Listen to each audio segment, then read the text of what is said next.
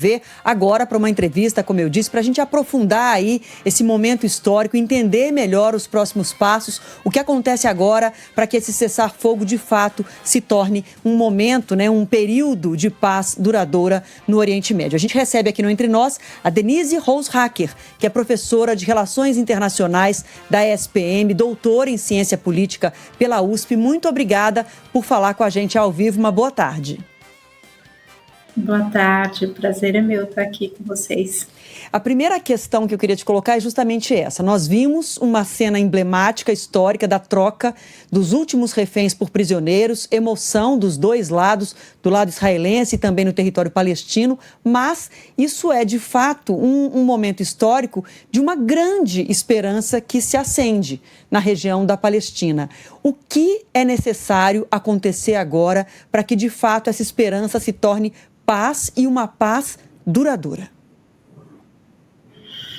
Olha, Adriana, acho que um passo importante foi dado, da entrega dos reféns, e aí é um momento, como você colocou, de esperança para Gaza, mas também para as pessoas afetadas em Israel, se fecha um ciclo de agonia, principalmente para as famílias. Então, isso de fato a gente tem que celebrar esse processo. Mas ainda tem muita indefinição. O acordo que foi assinado no Egito trata de 20 pontos. Um deles é na entrega dos reféns, mas também a libertação de prisioneiros palestinos, que também já foi executado nessa primeira fase. Agora, a segunda fase, que é a fase mais complexa, que envolve a desmilitarização do Hamas, então, o fim da atuação militar que o Hamas sempre teve. Então essa é uma grande dúvida, apesar do Hamas ter feito aí nesses dias várias declarações de que vai cumprir esse processo. O outro ponto importante é a constituição de um governo provisório, tecnocrata, não ligado ao Hamas, que também é uma dúvida, e que seria aí um primeiro passo para a pacificação de Gaza.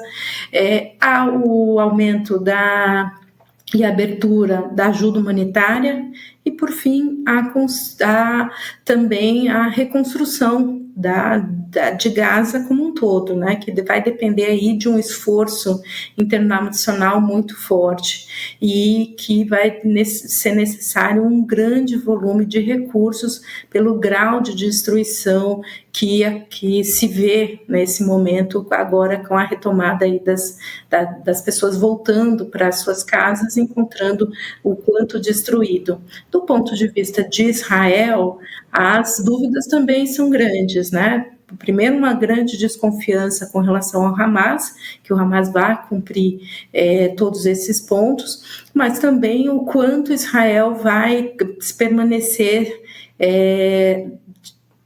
longe da questão militar e cumprindo também o acordo de não voltar a bombardear a região e assumir um papel de diálogo com os palestinos. E a questão interna também, em Israel também se volta para saber qual vai ser o futuro do Netanyahu.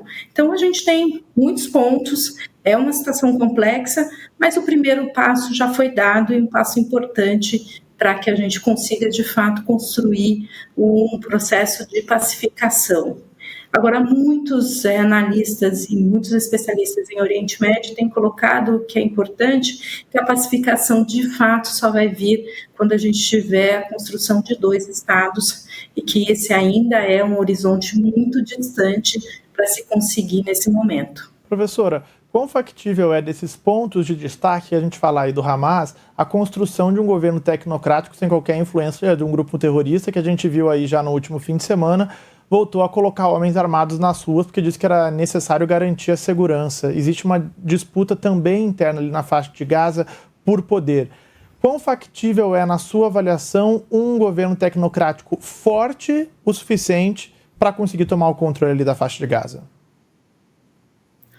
Olha, Eduardo, acho que é um processo muito complexo mesmo, tá? E acho que não há nenhuma grande ilusão de que vá ter uma mudança drástica do Hamas.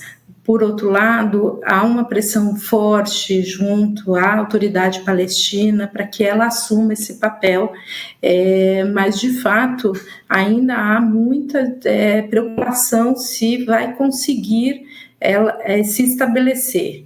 O que pode ser que mude esse cenário? É o papel dos países árabes, aí, tanto Egito, Catar, Arábia Saudita, que entendem que é um momento propício para fazer um apoio maior para os grupos mais moderados e apoiar uma opção que seria uma opção de pacificação. Então essa é a possibilidade mais provável de que a gente consiga, sim, ter um governo, se não totalmente tecnocrata, se não totalmente apartado do Hamas, mas que tenha a capacidade de se colocar. Mas, de fato, como você colocou na sua pergunta, ainda é uma dúvida, sim. E eu acho que é a dúvida central para que a gente tenha uma pacificação em Gaza. Sim, e professora, quando a gente está falando dessa pacificação e dessa criação de um governo, diferente de tudo que já se experimentou, que já vimos ali,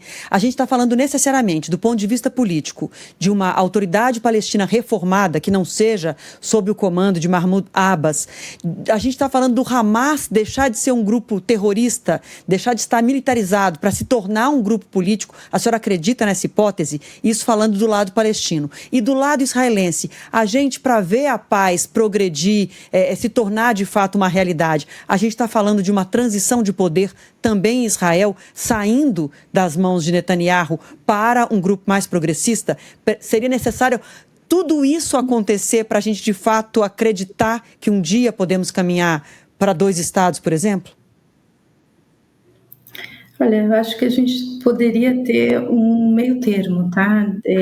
Tanto no Israel quanto nos grupos palestinos, de uma construção de um grupo mais moderado, que pudesse assumir uma posição de fato de construção de uma normalização das relações. Enquanto não se discutir a questão dos 2 estados, acho que é muito difícil que se tenha, mesmo dentro dos palestinos, algum grupo que consiga se posicionar contrário ao Hamas. Acho que essa é um ponto central, é um ponto que depende de uma confluência de fatores e principalmente de uma presença internacional. Então, esse é um elemento que faria a diferença. Se não, a gente vai voltar a ter situações de conflitos, ou se não, o que a gente viu agora com a situação de Gaza, mas o que a gente já tinha visto com as intifadas em períodos anteriores, né? Então, a disputa de território, a disputa de posição entre os dois, os 2 grupos, né? as duas civilizações e populações vai continuar existindo. Agora, com relação a Israel, acho que ela tem uma dificuldade aqui, que é o peso que os grupos de direita e principalmente a extrema-direita têm ganhado dentro do processo político israelense. Acho que não é só olhar para o Netanyahu, é olhar para o grupo que apoia o Netanyahu e que dá sustentação para que ele continue no poder. Enquanto este grupo ainda tiver força, dificilmente, mesmo que um governo mais à esquerda ou mais progressista consiga a maioria, esse grupo vai continuar sendo um grupo que vai levar a posição e vai bloquear qualquer acordo que possa acontecer, e aí o ponto central, que é a construção de 2 estados, que é um pleito internacional. Agora, professora, esse grupo de apoio a Netanyahu, ele sai de alguma forma enfraquecido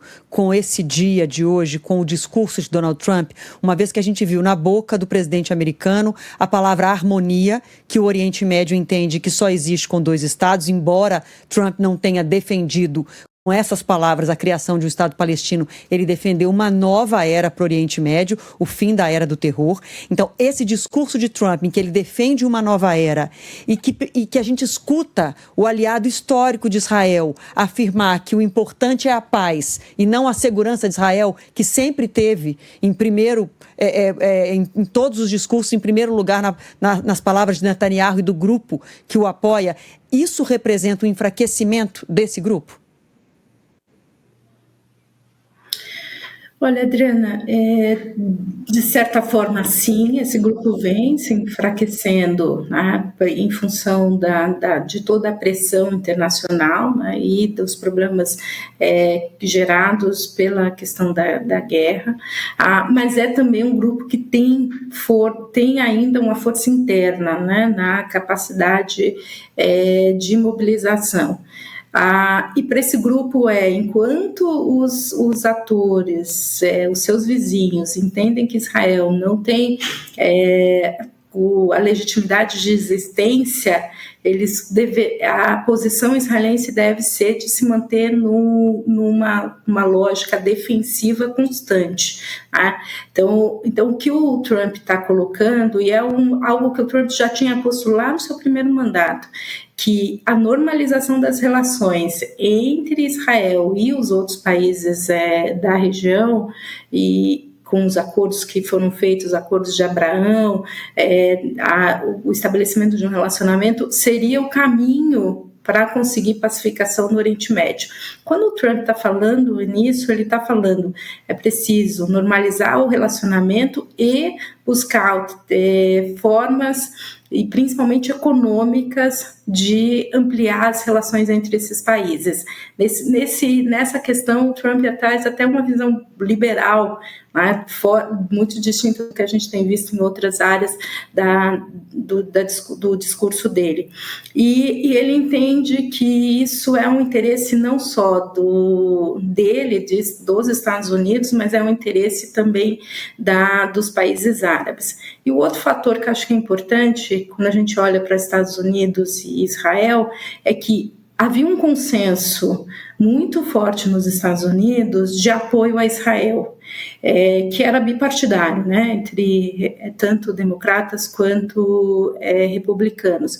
Mas com a guerra, esse consenso já não existe na mesma força. Apesar de Israel ser visto como um país importante, como aliado importante, já não existe a mesma força de apoio incondicional a Israel. Então, isso sim é que pode fazer com que as disputas e esses grupos que dependem de recursos americanos sintam essa pressão e mudem de posição, e com isso a gente tem aí uma nova fase dentro do Estado israelense e da democracia israelense. Então, acho que a gente tem que olhar a questão interna, a questão regional, mas também o quanto a pressão americana vai ser importante para ter mudanças internas em Israel também.